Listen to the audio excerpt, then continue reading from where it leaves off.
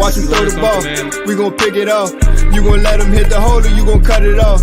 You gon' play through 4th and long or you gon' punt it off. Your defenders, heavy hitters, put your pads in. Don't be looking for the ref to throw no flags in. Keep the helmet on, keep the cleats tight. You the type to want to win by any means, right? You should look alive. This is Trap or Die. Yes, sir. I see you over there, hey, bro. That's my song too, bro. That's still my song to this day, man. Welcome back to another episode of Trap or Die Podcast, man. I'm your host, Mual, Coach Mual, all that good stuff, man. In here with the fellas, Dre, Montel, AJ should be on the way, man. But Dre, man, how you feeling, big dog? Everything good with you? Good, man. This little weird Thursday night football week, man. You know, I love Thursday night football, but I hate when we play because Sunday feels like a bye. So, but I mean, it is what it is. Hey, but you could kick your feet up, man. You got football for 8 hours. You got a little hour break in between, and then you got the Sunday night game. Who plays Sunday night, matter of fact? I hope it's not the Giants. Oh my Lord! Nah, take them off prime time. Take them and the Jets off prime time, bro. You know what's crazy? Thursday night football it's very bittersweet. Ooh, Cowboys, Niners, hell yeah! Oh yeah. We big lit. But Thursday night football is very bittersweet because when we play, at least, because I always say, like, 1 week we got the Bears this week, and it's cool. I'm not sleeping on the Bears. Let me get that out the way before we even start the show. I'm not sleeping on the Bears, but it's also like a mini bye week. So we got the Falcons coming off of it, but we also coming off of a mini bye. But Thursday night football has been a bad product as well. Like, it hasn't been the best product as far as the NFL in general. But you know, that's every year. That's all the time too. I don't know what the issue is for real. It's the rest. It's like it's the matchups and the rest. You know. Yes, man. But you only get like one real. I ain't gonna lie to you though. Prime last year though, if you remember it, like Prime, they had a hell of a lineup when they debuted the new Thursday night. Whoever was going to host the games, like the lineups on paper before the season started was fire, bro. Like stupid fire, and then the season started. You can never call it NFL season, man. That's the beauty of it, though. That's the beauty of the league. Like, look at the Texans right now. Them boys balling. For real, bro. You can never call it. Don't look at your schedule and think anybody's a dub. Shout out to that head coach, man. You know what I'm saying? He doing his thing, bro. I don't know why I'm drawing a blank on his name, but you know what I'm talking about. D'Amico Ryans. D'Amico Ryans, yeah. Shout out to D'Amico Ryans, bro. Hey, so listen, Montel, I guess we don't have to talk about us being fat no more. Or getting fat. Yeah, we can pass even want to talk about it. Let's yeah, but I'm gonna tell Dre what we was talking about. You know what I'm saying? I ain't gonna tell nobody else. But nah, man, I was saying, I was like, bro, I couldn't wait to run again. Cause like I'm in this situation where like I've always been able to work since I broke my foot or fractured my foot. I've been able to work out and now I'm able to use both my feet, but I still can't run or jump, can't do anything like from a cardio standpoint outside of the bike. And the bike don't really do you no justice. So like I'm at the gym and I'm like, I'm putting in work with the weights, but I know I am very, very, very aware of my eating habits. They're not the best, but they're not out of control, but they're just not the best. And I'm like, I know at this point, because I can't do no cardio, bro, this is not the best. It's going to catch up to me. It's going to catch up to me, bro. I know before I know it, bro. I'm going to be looking down at me. I'm like, Mom, what happened? You're not even a receiver no more, bro. You a blocking back. They're gonna move you to that second level. You can get back on full back or some shit, bro. Hey man, you know what? Just go ahead and be a coach 24/7. You ain't gotta get on the field no more, bro. It's over for you, player. And you get old. Yeah, bro. I'm the old head on the team, bro. This shit, it be blowing me. But we ain't gotta talk about that, man. So I think for us today, when we get ready to close out the book for the Eagles and Commanders overtime game, obviously we know the result at this point. I think about there's so many questions that pop up in my head when it relates to this team. And I want to give the floor to you all first because I want to see where you all take your comments. But I give the floor and just see like where are we at after the game now that we had some time to digest. What were some things that stood out to you, like as you pondered on it, whether it is some of the same issues that we talked about, but just like now that you had some time to really think about it, or even something that the coaches said. Sam Howell spoke today. Rivera spoke yesterday. I'm sure we'll hear the coordinators tomorrow, so we won't have a chance to speak on that. But where are you all at in terms of like where this team is after that game, but generally speaking, 4 games into the season? Shoot, man, I'm still feeling good after that game. I mean, it just what a difference a week makes. Like I said, last week I was so discouraged coming off the Bills game. I mean, right after that Eagles game, I was hurt, but I wasn't too upset. And a couple of days later, I actually feel good going into this Bears game now because I just feel like this is kind of the meat and bones of what you're going to see of Sam Howell. I mean, you just seen him have probably the roughest game of his career 2 weeks ago against the Bills. Then you just seen him have pretty much the best game of his career against the Eagles. So now going against an opponent who's really struggling, the Bears, they're 0-4, they don't have a win. How do you respond to a great game now? Like, do you come out and do you lay an egg, or are you going to build on that great game and start to gain that confidence as a quarterback going forward? Like, that's the intriguing thing I'm looking forward to going into this Thursday game, because Sam really displayed a lot of good things in that game, and also Eric Bieniemy. I'm also looking at him because how does he come off his best coach game so far? I mean, obviously that was the biggest game that they've had so far on offense, and Eric Bieniemy gets a ton of credit for it. I mean, does he build on that? Does he go back to the bad habits before then, or does he keep on giving Sam the opportunity to play to his strengths? So then defensively, that's the part I'm a little worried about, man. But I'm not too worried about it. I kind of feel like maybe we all been a little bit too harsh on them because, again, you just came off of playing the Bills and the Eagles. I mean, those are 2 of the toughest offenses in the league that you're going to face. Yeah, the only thing going forward that I have an issue with the defense is, are they going to start making plays? I have no doubt that they're going to make stops. They're going to get key stops. The defense, the issue is on their best days, I feel like they're solid. I just don't feel like they wreck things. I don't feel like they go out there and completely dominate. I don't feel like we walk away from a thing saying, man, that's a ferocious defense, So you want to see, once they start getting comfortable, especially the secondary. I know a lot of people are hard on Forbes after this bad game against A.J. Brown, of all people.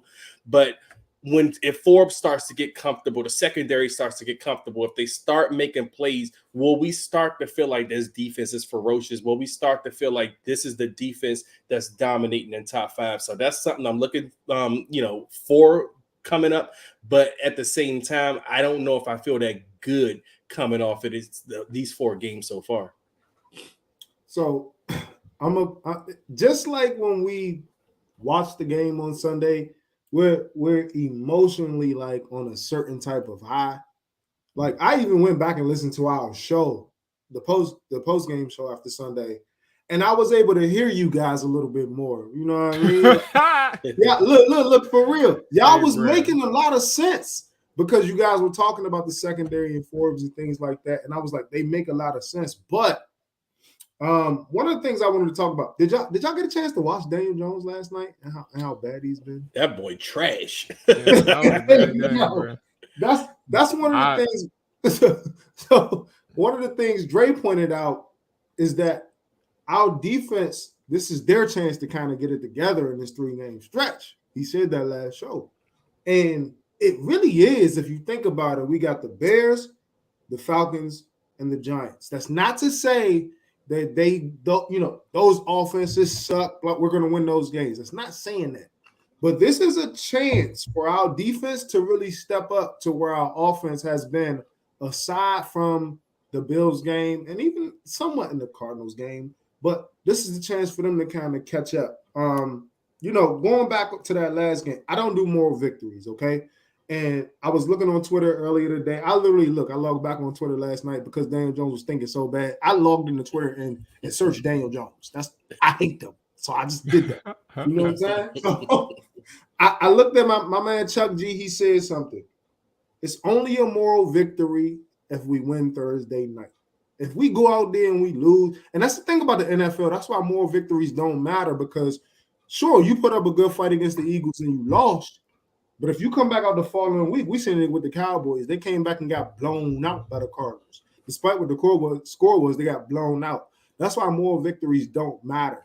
You got to come in this Thursday, and you got to take it seriously, and you got to win. And in my opinion, you got to win convincingly. The Bears are 0-4. They don't have a win. Their first win cannot be against Washington. They can't get right against Washington offensively. They can't get right against Washington defensively. It's just one of those things. And it's like, yeah, we put up a great fight against Philly. There were a lot of positive things to take away from the game, but you got to come out this Thursday and you got to win. And I know we're going to get into that, so I'm going to go ahead and let Mual get the floor, man.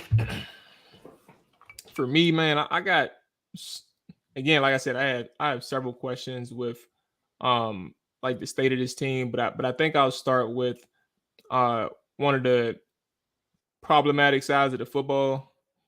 I don't think there's no defensively. I mean, technically speaking, both sides are problematic in its own right, but defensively, I think that's more problematic than anything, given the expectations that they had heading into the year.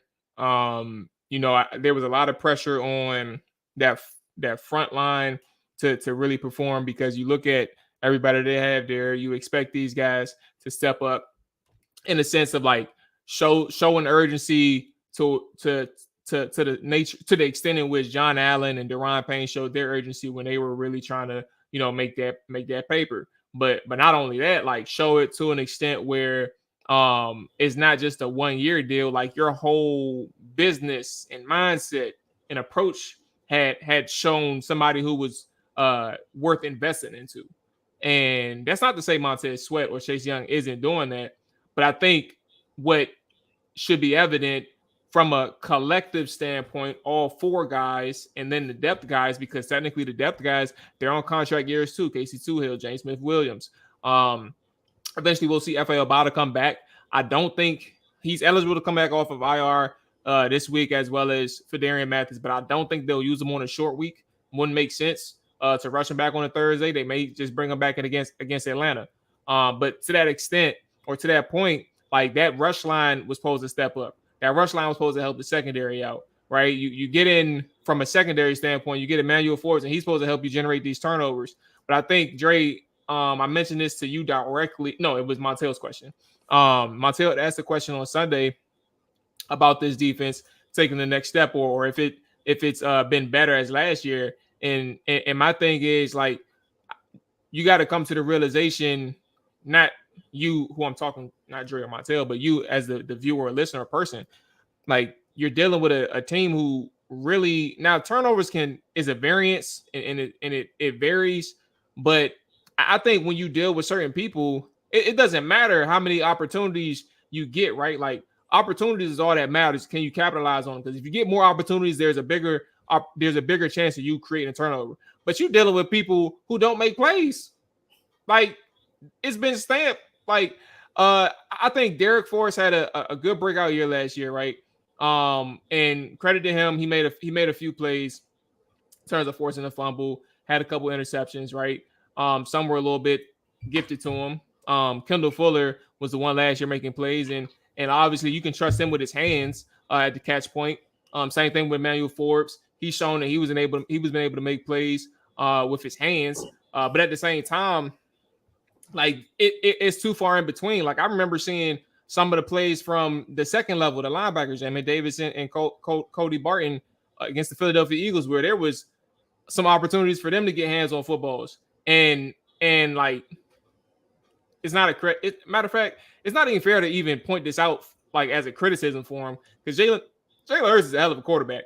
And you see on tape how accurate he was, like, to the T, like, where it's literally inches away or centimeters away from a linebacker's hand. So I'm not even going to be too critical in that instance. But I think from an overall perspective, the playmaker or being able to create plays defensively is a problem. But there's one thing that I do want to say from a defensive standpoint as well. Like, there's been so much panic from having to or feeling the need to replace a coordinator. Again, or maybe let me be clear, as a result of this loss is what I'm referring to. There's this need to replace the defensive coordinator. Some of these guys, they aren't good, or they're overrated. All these other, like, comments and conversations surrounding the defense, where I think we need to look at this big picture. Sure, I think there were several things that went wrong against the Philadelphia Eagles, right? I think the biggest thing, by the way, that everybody, if you're listening right now, and even if you're listening later on the YouTube channel, there will be a Emmanuel Forbes breakdown, probably Wednesday morning, I assume. So it'll be up in the morning for everybody to take a look at how he played against the Philadelphia Eagles. But Emmanuel Forbes had some issues with his leverage, maintaining his leverage. And I think for a person who was on the field as often as he was, it makes sense for Philadelphia to target Forbes 15 times in a game or 14 times in a game. And I don't blame them for doing that. That's what you're supposed to do. But I also think that it's not just the him thing. I think when you look at the safeties and how they played, Dre, I showed you all the play in the group chat where Cam Curl, I had to ask this question because I knew for a fact, I was like, I know something is off here, but I'm going to concede the fact that I don't know what the hell I'm looking at.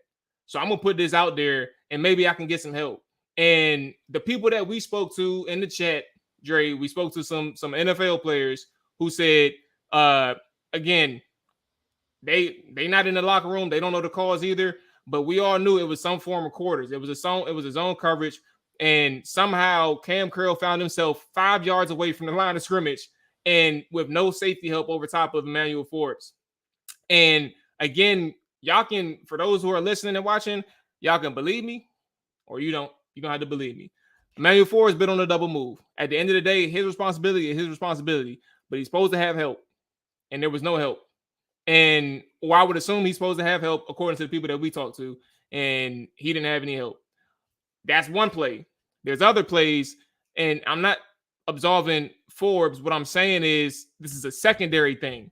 You had issues with Percy Butler at times where Percy Butler is too shallow. And he's worried about one thing, but he's not staying over top of Devontae Smith, who ultimately, while Emmanuel Forbes is playing trail position and he's playing it as best as he could, right? He's in Devontae Smith's hip pocket.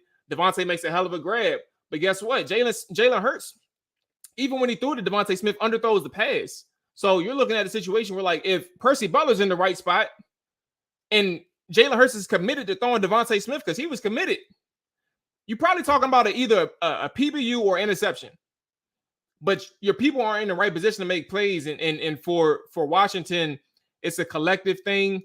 But I also think that when I bring that up, and I know I've been rapping for a minute, my whole point of bringing all these instances up is that sure, there's been some mistakes here and there in the secondary, even on the defensive line, from gap integrity, which is the biggest thing, to even the second level with Cody Barton trying to cheat his way to making a play and end up being pushed out of the gap from offensive lineman. My thing is, I know that this defense is better than what it's shown the last couple of weeks against the Buffalo Bills and the Philadelphia Eagles. I also know it's better than how many points is allowed over the last few weeks, which they're averaging over 30 points allowed over the last few weeks. I think the main thing when you look at these guys, and even when you look against the Philadelphia Eagles, you're going back and forth against a potent offense. Like, it's not supposed to look like a 20-16 game.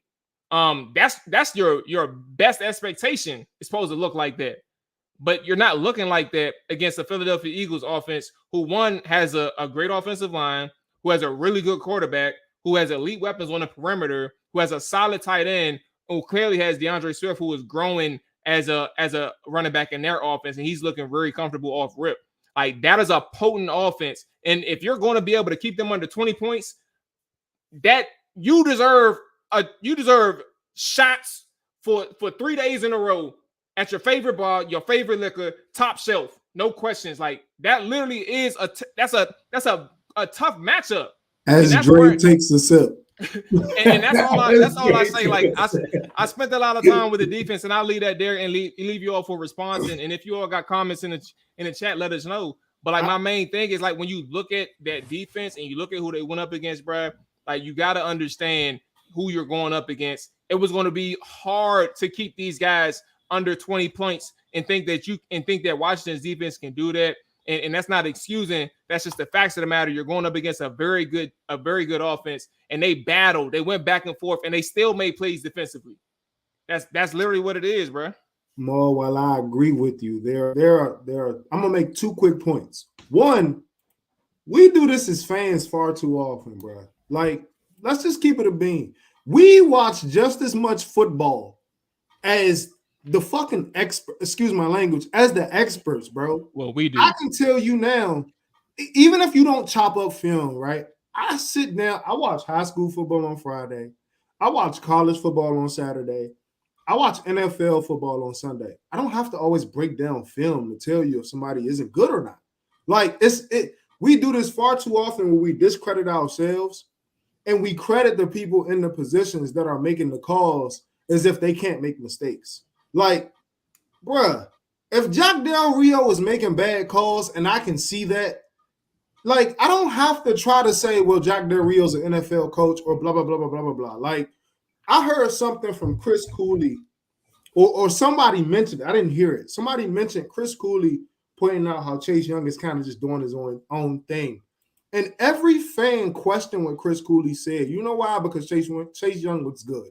And regardless of what the scheme is, regardless of what's going on, there are other players not showing up on that defensive line, and Chase Young is showing up on Sundays. Despite what Chris Cooley says, and I'm not saying that to dog Chris Cooley, because I am a person who truly values Chris Cooley's opinion, especially offensively.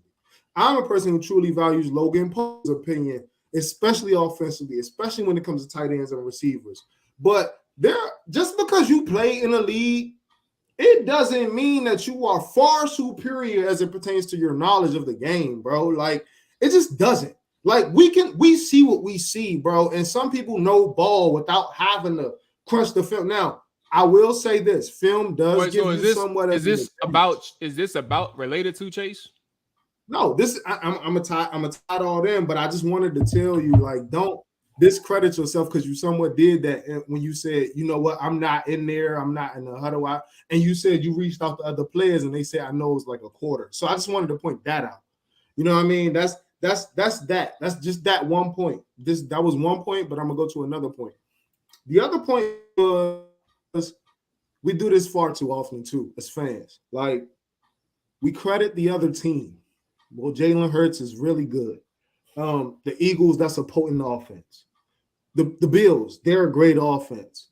At what point do we become the monsters that teams say, well, that's a great defense? Like, because I'm so tired of when we get beat, we make excuses as to why we got beat. Like, we have 4 first-rounders on the front 4. We have a first-round linebacker. We have a first-round corner. We have a highly paid corner. We have a safety that's asking for big money. At what point are we the guys that people say, you know what? Them motherfuckers like that. And that's why we had a bad day. Because we continue to do that every time we play the Bills. We play the Eagles. Oh, they potent offenses. Well, we got to stop getting shredded by potent offenses in order to be great. At what point are we going to become that? That's all I wanted to say, because it's like, I'm so tired. I've heard that all week, and I'm not saying not you, Mual, not just you. Well, I mean, and it's not just I'm in that boat, but I'm waiting, so I was like, I can explain my reason to even get into that point. But go ahead, I'll wait. I got a reason. That's pretty much it, though. It's like, okay, why we keep making excuses for our people getting cooked? Like, so at what point we invested all this into the defense? At what point are y'all gonna do something? So let me ask you this question. And then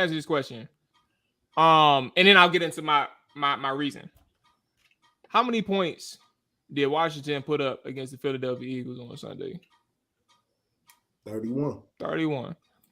You know what that defense ranked? The Philadelphia Eagles defense ranked? They're much better than Washington's. We know that much. They're much better than Washington's, bro. And I think my whole point of acknowledging that, right?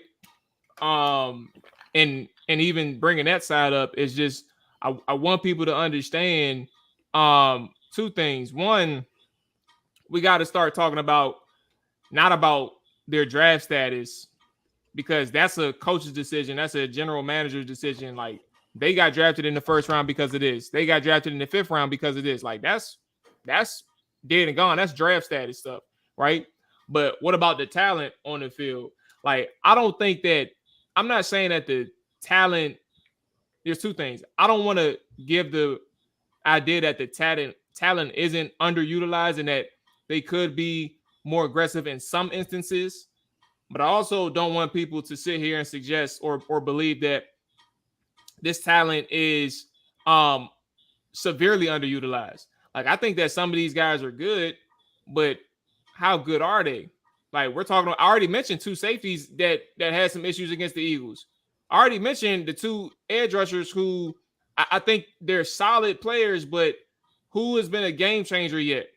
Only Deron Payne and John Allen has shown to be a game changer in terms of the last in recent years. That's not saying recent years.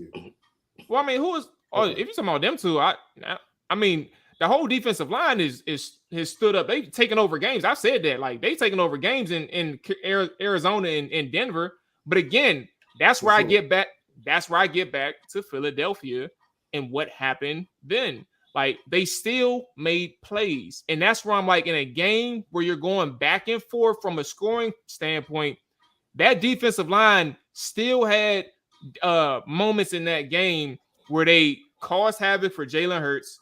They damn near should have had that fumble. When Deron Payne and Chase Young collided at the quarterback. There was moments where Jalen Hurts threw passes up for grabs, and Washington didn't capitalize on that. All because of pressure from the offensive line. I mean, from the defensive line. Mind you, they had 3 sacks, like in several pressures. So that's where I'm saying, from a collective standpoint, yes, in theory, when are we going to start talking about Washington's defense being the Niners defense, for example? Because that's what we're talking about. Right? That's what we wanted to look like in terms of dominating. Or even the 40. I mean, even the Cowboys. Or even the Cowboys. That's what we want to refer to, right? And I understand that that's fair, but you got to start taking other things into context.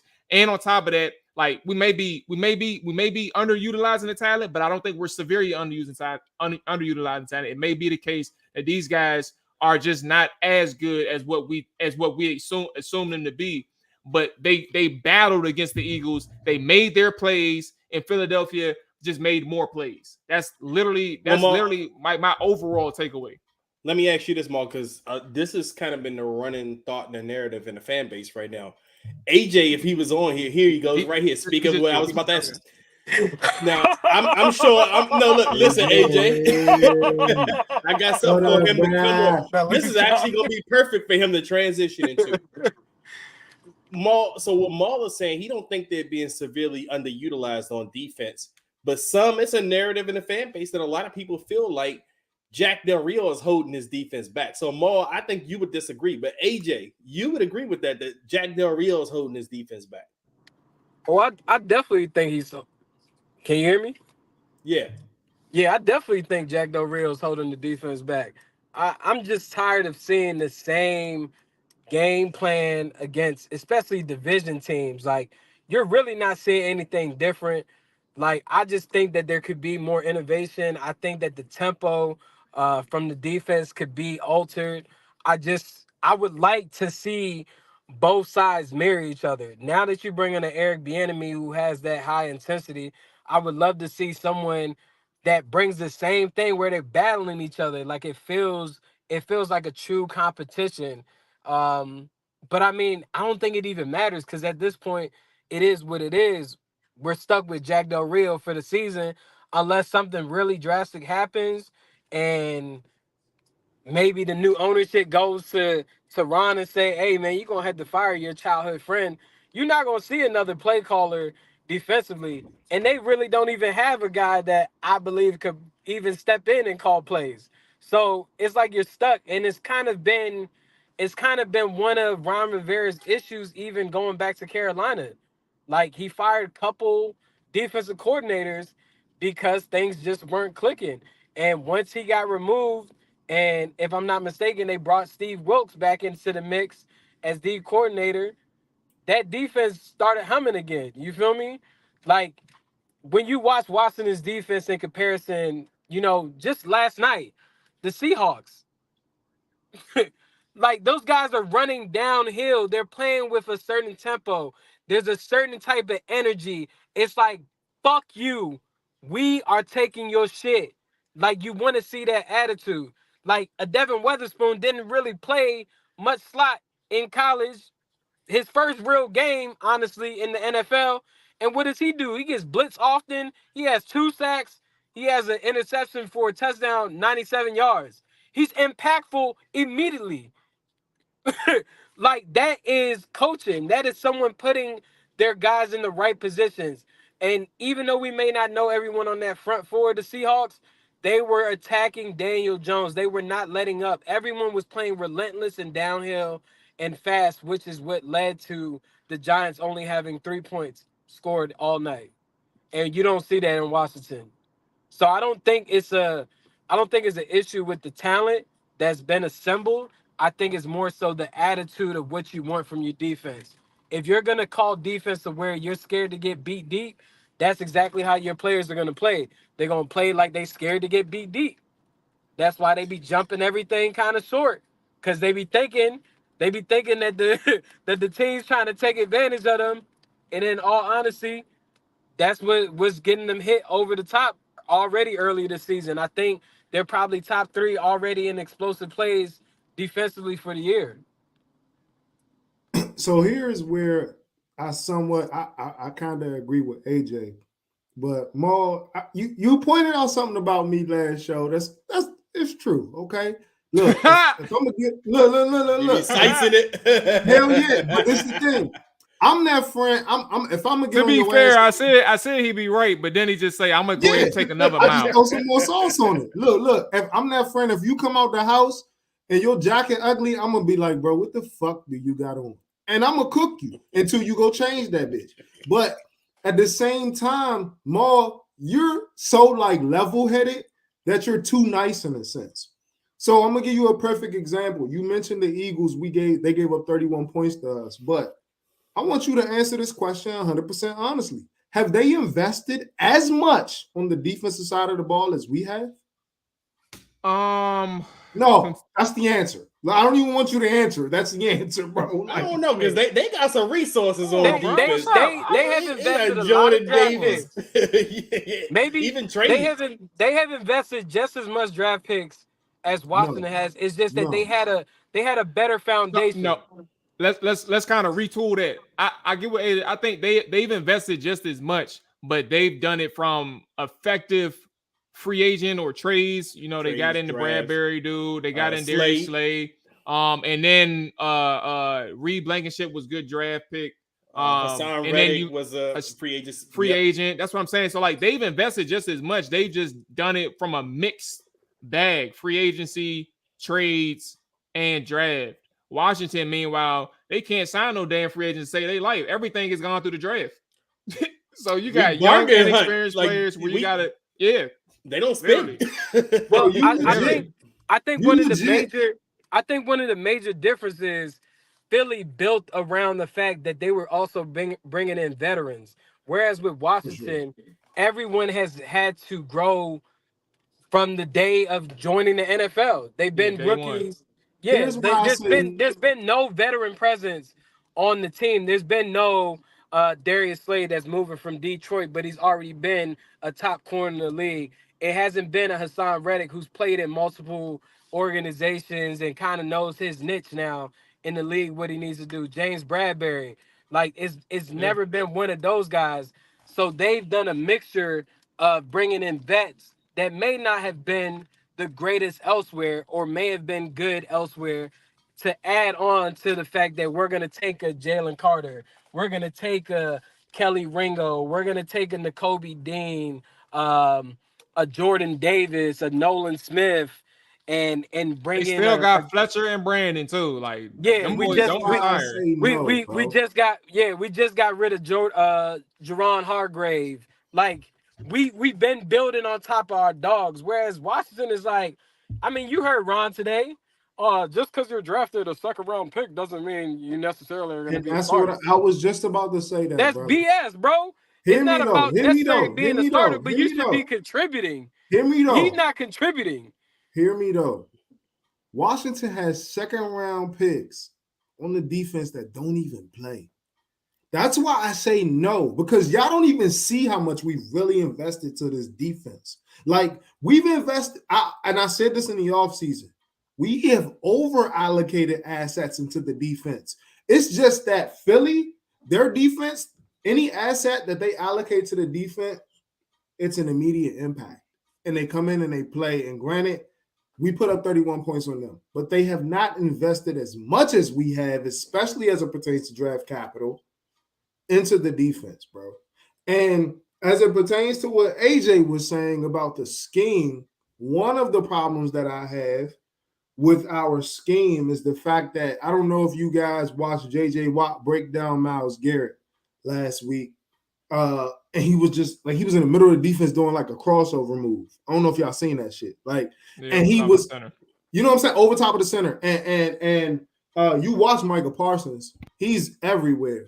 And I look at this defense and I see Chase Young, as athletic as he is, as crazy as he is off the ball.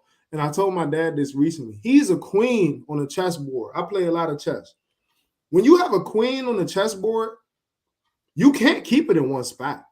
If you keep it in one spot, you're essentially like doing yourself a disservice. And I feel like that's what this defense does as it pertains to the scheme. The scheme is pretty basic. So you don't see the best out of an Emmanuel Forbes. You don't see the best out of a Chase Young. We seen last night, even when Jamal Adams went down, when he was in there, he was fucking lights out. But when he went down, you seen other guys that were lights out. You don't see any safeties flying around on this team like a Buda Baker. You don't see corners coming on corner blitzes, moving from the outside to the slot. And you don't see like mixtures in the defense. This defense is very basic, bro. So we've invested a lot into the defense as far as talent, but we don't put them in best positions to make a play. So I think that's something like that really needs to be talked about. And I think people have mentioned this in the past. I know AJ has mentioned this, like Jamin Davis. He's an amazing person to send on a blitz. Like whenever he blitzes, it seems like he gets there. But we never send him. And we send him like once every 5 weeks. Like, what the hell are y'all doing? So that's something that needs to be talked about. And that's why I keep saying we've invested a lot into this defense, but they aren't quite what we have expected them to be. And it's not because they haven't invested. It's not because the players aren't good. I do think Jack is somewhat of a problem, but I do think Jack is also good. You know what I'm saying?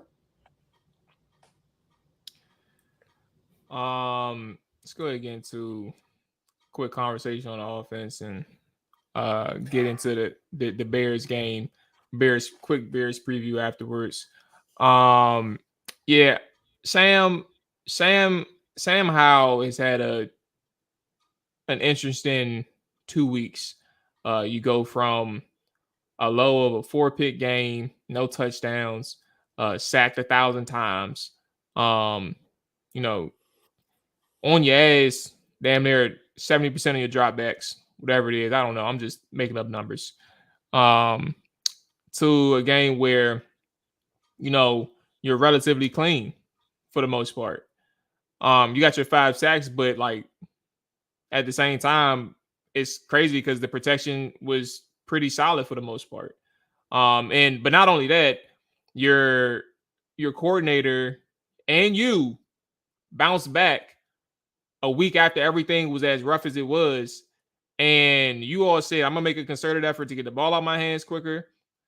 I'm gonna make a concerted effort to trust myself and go through my progressions when things look a little sketchy, and I'm gonna stand in this pocket when things are a little sketchy, and I'm gonna make sure that I find that second or third read. I'm gonna even look to the backside of the play, and I'm gonna find the Terry McLaurin, who's sitting wide open on a deep curl, and get that man 20, get him a little 10 or 12 yards of yak after he catches the pass. I think when you look at how they bounced back against the Philadelphia Eagles, one of the better defenses in the league, and how they schemed away that Philly rush for the most part, it shows life. Like, I think that's the main thing that I wanted to get out. Like, it shows like you are capable of responding to chaos. You are capable of and show like a solid level of awareness that something isn't working, or that I need to add something to this offense, and we're going to be just fine. I'm not going to tell you, the public, exactly what we're working on.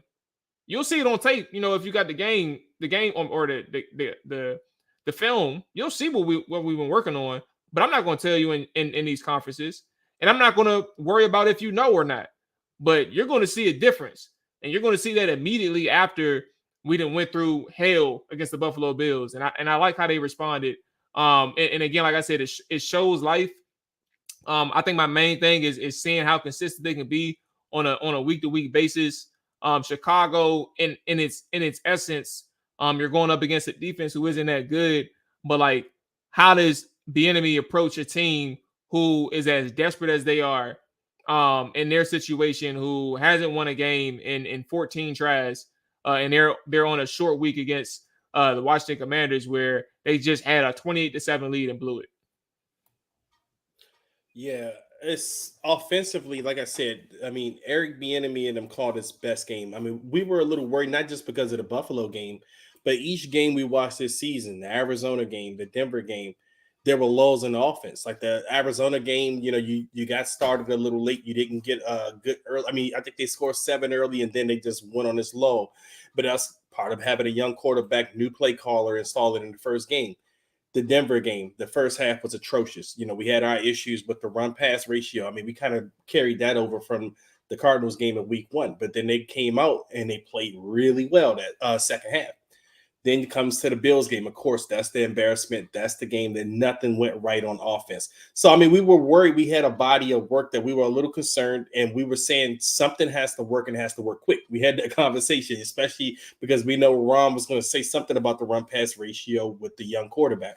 But Eric Bieniemy came out and he adjusted this past game, and that was the encouraging thing. As you said, Mual, we seen it from early on, the concerted effort to get the ball out of Sam Howell's hands early. They were running a quick game, stuff we hadn't seen pretty much in the early games. So it was really encouraging to see them come out and adjust. And now, as you said, this is the perfect opportunity to see, can you build on that? Now, can Eric Bieniemy go out there and he string together a couple games? And you mentioned the Chicago Bears defense, they're struggling. So now go out there and show, hey, we're picking this up. And it's going to do wonders if you can go out there and string together a couple of games. I mean, for Eric's confidence Sam's confidence, and that radiates. Once you see your quarterback confident, everybody on offense gets confident.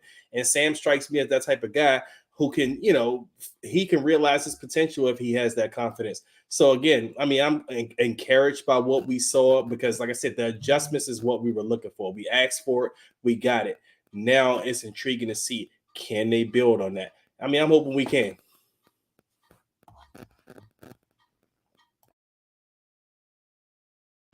Either one. Hey, look, I took over so much on the defensive side. I said I'm gonna let them do their thing on the O. Yeah, I mean, I think for me, with Eric Bieniemy's coaching style and his resume, and on top of that, feeling like he has a lot to prove, I never second doubted that, he would alter what the game plan was against Buffalo. I feel like that's the major difference between him and a lot of other offensive play callers and just coordinators in general. Right now, we really don't know Washington's full identity. I think that Bieniemy is open and comfortable with the fact of we're going to play to our strengths going against whatever team it is. We're not trying to necessarily be a run-first team, a pass-first team, balance, whatever the case is. We see a weakness on opposing defense. That's what we're going to attack going into the week. That's how I look at it. And unfortunately, when you have a young quarterback, especially that early into the season, week 3 going against a Buffalo defense that's been together for a long time, adding couple pieces, but still most of your unit has played together for consecutive seasons. They know their rules and their roles within their defense. So it's kind of hard to get a young quarterback that is trying to learn to go through progressions and all these different nuances and a new scheme to be successful against that defense. And he bounced back. They went against, Philadelphia Eagles that plays a different style. And they look pretty damn good. I was impressed by how he handled the situation offensively. Now going against Chicago, they play a lot of Tampa too. So it will allow Sam to play the middle of the field a lot and maybe even take some shots home, some deep balls home or whatever. But yeah, I'm impressed at how he bounced back. Sam had a solid game in my opinion. Yeah, that's pretty much my take on the situation. I think this week, I just want to see them be consistent. You know what I mean? Like they were okay versus Arizona. Then they came back against the Broncos and they lit it up. And then you did nothing against the Bills, and then you come back against the Eagles and you light it up. We already have our concerns about the defense. Don't give us concerns about the offense too.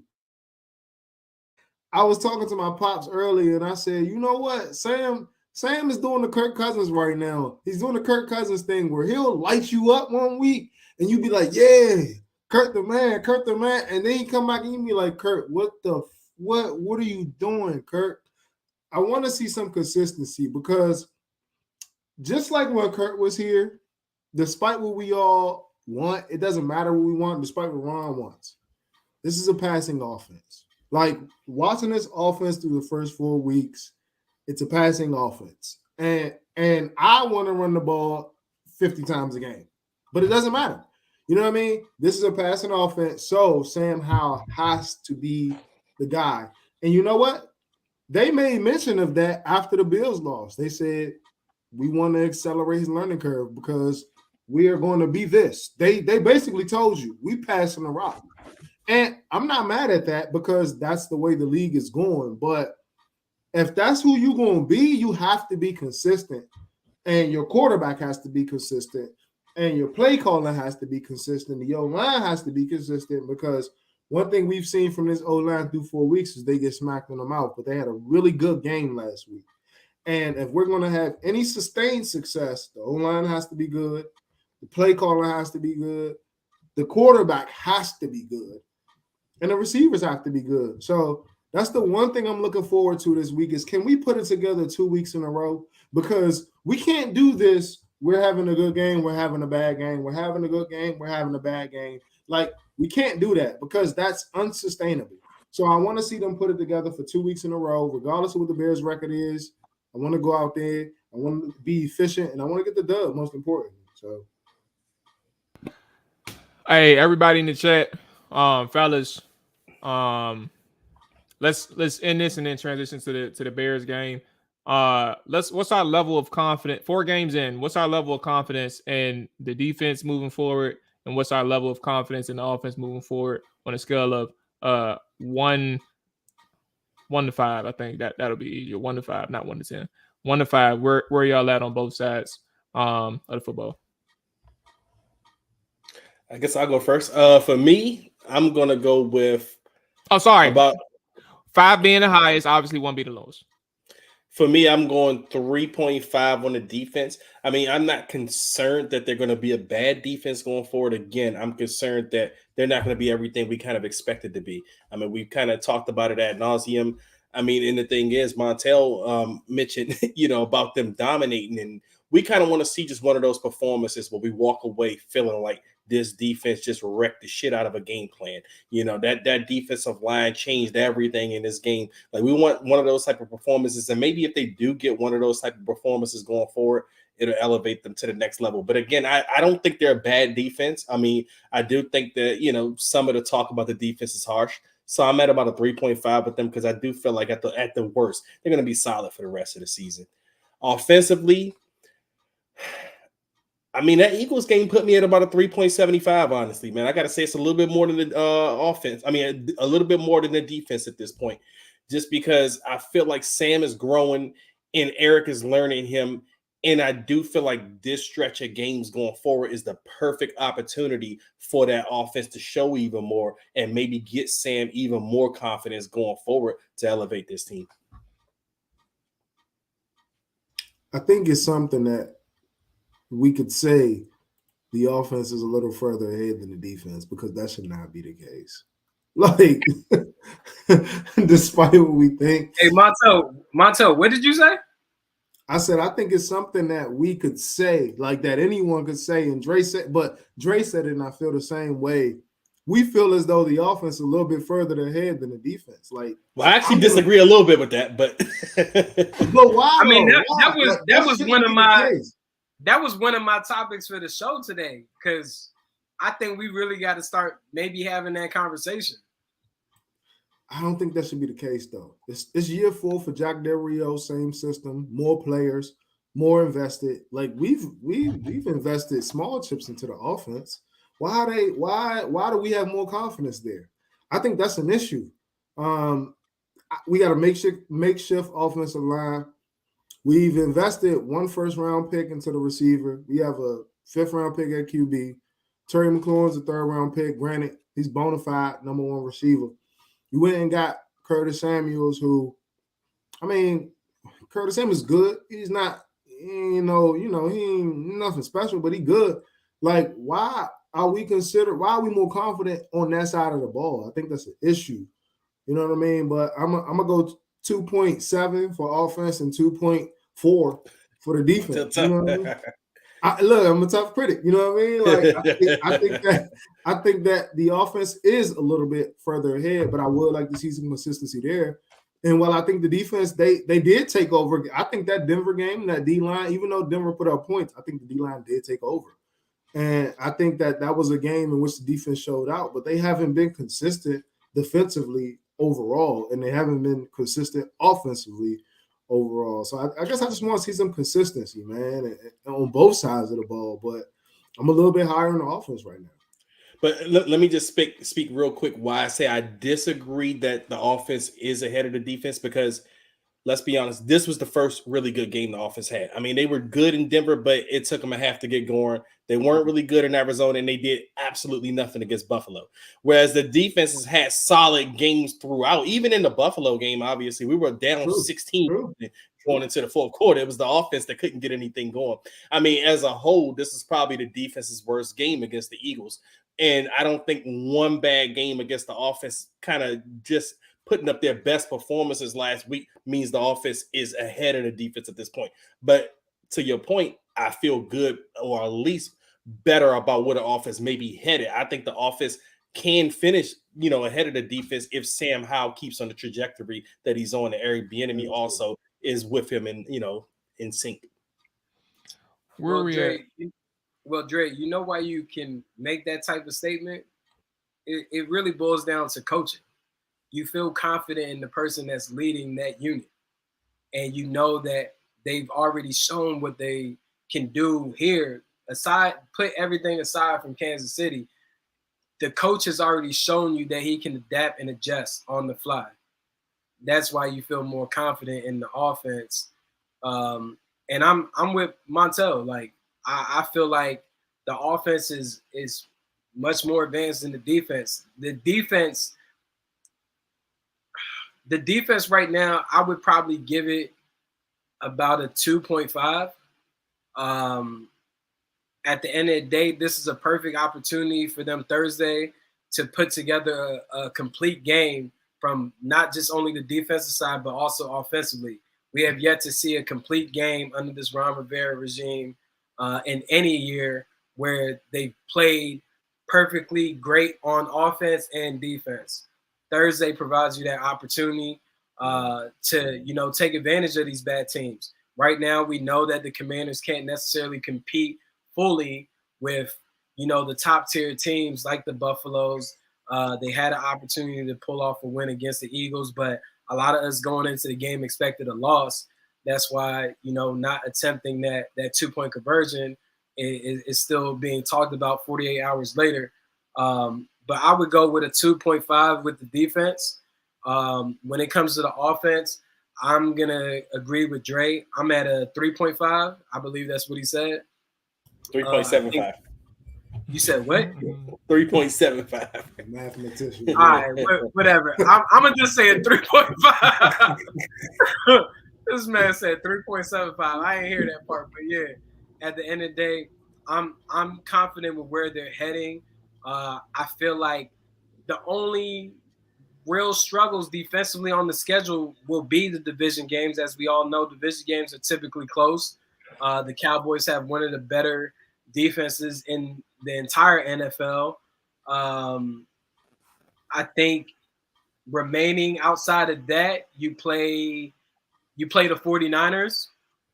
And who else could possibly give you some havoc defensively outside of your division? Maybe the Rams, just because of Aaron Donald and how Raheem Morris calls his defense. Do they play Seattle? I think we don't. I know we play the Dolphins. I mean, Dolphins could be a little tricky on defense. I thought they played the NFC West this year. Or am I tripping? Yeah, I don't know. I don't know, but yeah. Back to my point, I think the rest of the schedule allows the we offense. got Seattle. This is the NFC West. Yes. Okay. I believe the rest of the schedule allows this offense to be productive and not necessarily going against like top tier defenses like a Buffalo Bills. But it will be intriguing to see how Sam and Eric Bieniemy, how they do against, the 49ers down the line, possibly even the Dolphins, because by the time they play the Dolphins, Jalen Ramsey should be back as well.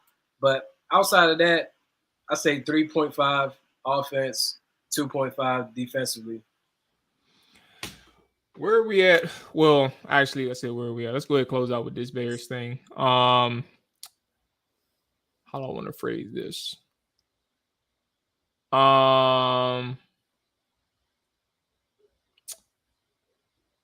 No, I'll do big picture. We could do a big picture after this week. What are we thinking about with this game? What are our main keys? This is kind of asking on the fly, but what are our main keys for the game? What do you think the outcome is? And I guess in that essence as well, fellas, Dre, AJ, Montel, I think this is your first pregame of the year. What is our predictions in MVP? So I guess we can kind of merge all together. I'll start. Give some people some time. I think obviously when you look at what happened last year with the Bears, one of the biggest things that hurt Washington was how aggressive they were with Jalen Hurts. Jalen Hurts, I'm sorry, Justin Fields. A lot of play action got Washington moving and from a sideline to sideline way, right? Like they were biting heavy on play action. They were kind of late to get back to their depth spots and their zone drops. To be clear, the linebackers, the second level, they were the ones that were late. Justin Fields wasn't able to see him at times. He had several people running wide open on that second level. And given that he's in a situation where he's having another stab at this head coaching whole situation, I'm sure they're going to try and run this thing back and see, what this looks like this time around and try to swing back that way. So for Washington, got to stay disciplined on the first level. You got to contain that quarterback. On that second level, you got to be able to get back in your zone drops when that play action starts going off the wide zones or those stretch plays, and it ends up staying in the quarterback's hands for a rollout or a boot action defensively. You find a way to rattle Justin Fields early and keep him from taking off. You're in a good spot. Offensively, it's crazy though. Like, they made some key additions on the defense where I thought that they could have had a stab at being a top 15 defense. And I think if my math, I'm gonna double check, but I think the Bears is coming into this game as the 28th ranked defense in yards and 31st in points. I wish I can tell you the main additions. They had some linebackers. I think Tremaine Edwards went to Chicago. And another linebacker went to Chicago as well, but it's just been a mess over there defensively. And obviously they lost their defensive coordinator due to, whatever issues that he's having with the FBI and him taking some time away. But defensively, offensively, I think that we're going to have to see more growth in Sam Howell, like growth in terms of his continuing ability to navigate this offense, manage it in a way that Bieniemy needs, find ways to get the ball out of his hands quicker. I think what they did with some jet action behind the line of scrimmage with Terry McLaurin helped out this offense a lot on some occasions, though they only did it once or twice.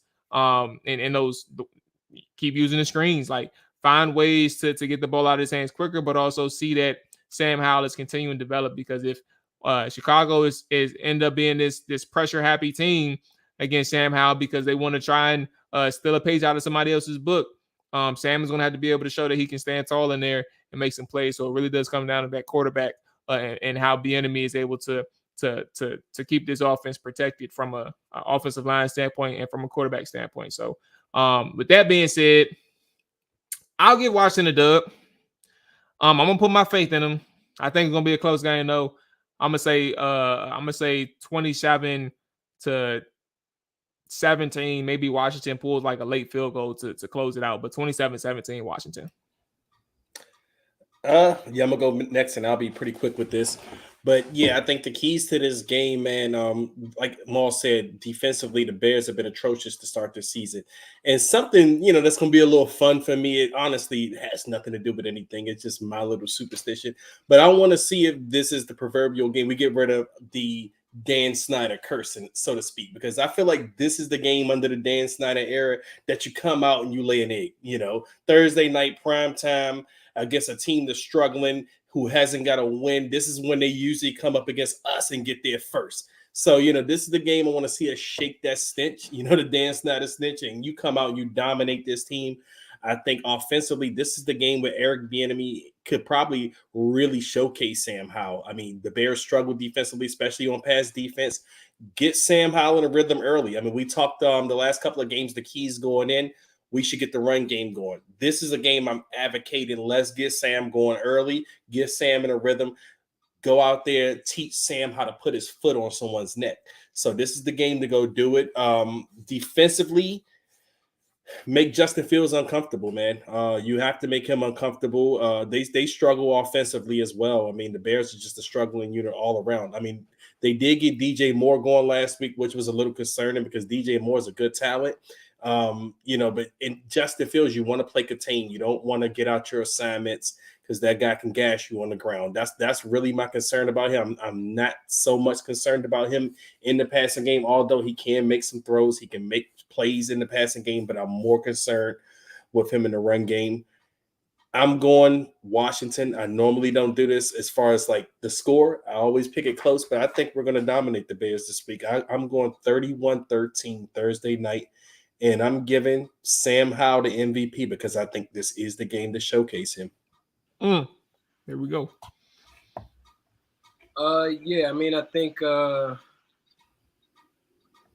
Thursday is a great opportunity, as I stated, for this team to play a consistent game on both sides of the ball, offensively and defensively. We've never seen that under Ron Rivera where they've dominated on both sides. I think the Bears are just down bad overall. It's a poorly coached team. Justin Fields is just trying to make things happen on the fly. I think he will get out of the pocket. So pretty much your defense needs to be disciplined and still how they play him. But overall, a lot of their passes are going to be short. So you just have to do a good job of, stopping DJ Moore within the screen game, Khalil Herbert in their screen game. Also making sure that your corners don't play too aggressively, because exactly what was seen on tape on Sunday with Emmanuel Forbes, they're going to try to get him to bite down on something, whether he's going against a Mooney or a DJ Moore. So for me, offensively, I don't think Washington should have any problem against his defense. Like I said, they play in a Tampa too. That's their base defense, which is pretty outdated to be in 2023. They do have a guy that I like pass rushing wise and will probably be matched up against Andrew Wally a lot, which is Yannick Ngakoue. I think he still has a motor. He's still a great pass rusher in this league. Unfortunately, he's had to bounce around, but he can still be impactful within that pass rushing game. But I think that Washington ends up winning the game. I would say possibly 27-13 is my final score prediction. I think that the MVP will be the defensive line of Washington. It's also a great opportunity. It's also a great opportunity for some people to get to see Darnell Wright go against a Montez Sweat, because we know Jack Del Rio ain't switching them on sides, so Chase will never go against Darnell. But that's a guy that a lot of the fan base wanted Washington to draft. But the team liked him too. They liked him as well. You said the team liked him? Yeah, I just don't think he fit. I think if he would have failed to where they drafted, he would have been in serious consideration right there. Hey, Dre, what was your final score prediction? 31-13. 31-13. And AJ's was 27-13. But see, that's what scared me. We all agreeing. Now somebody got to take us a little. You know what, Dre? If Washington can't beat the Bears, then you might as well pack it up. Bro, that's not true, though. That's the wild part. You know my final score prediction was 28-13, bro.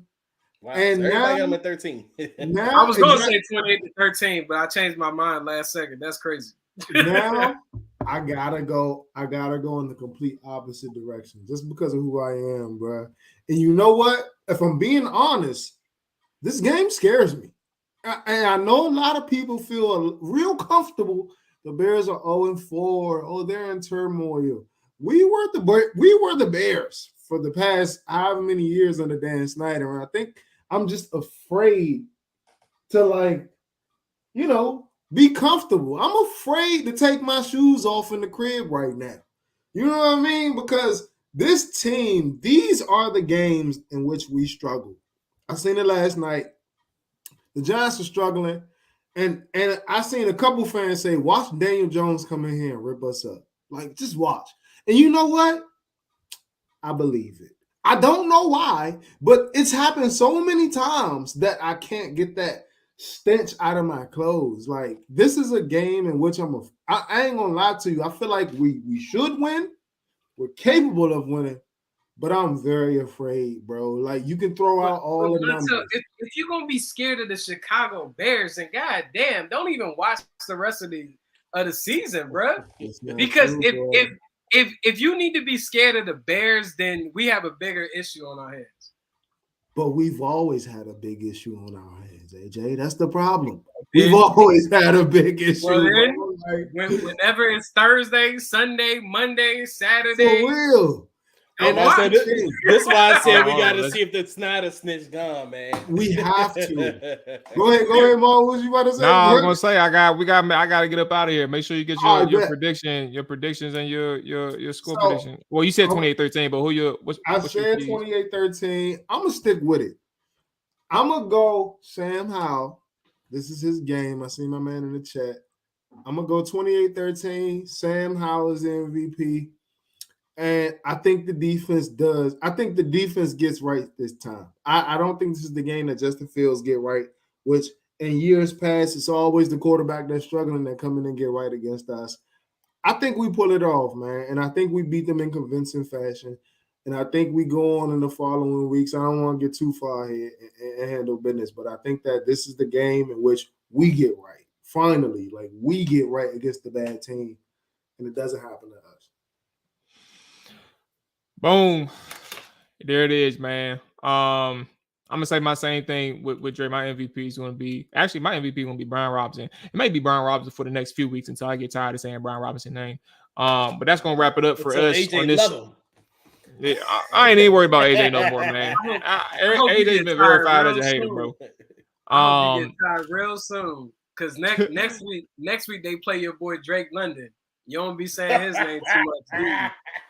Well, that's because they got a bad quarterback, AJ. I'm about to say I didn't gave up on Desmond, but I haven't seen too much of Drake to be talking shit. So you know Heineke in the game. I've been too lucky on Washington.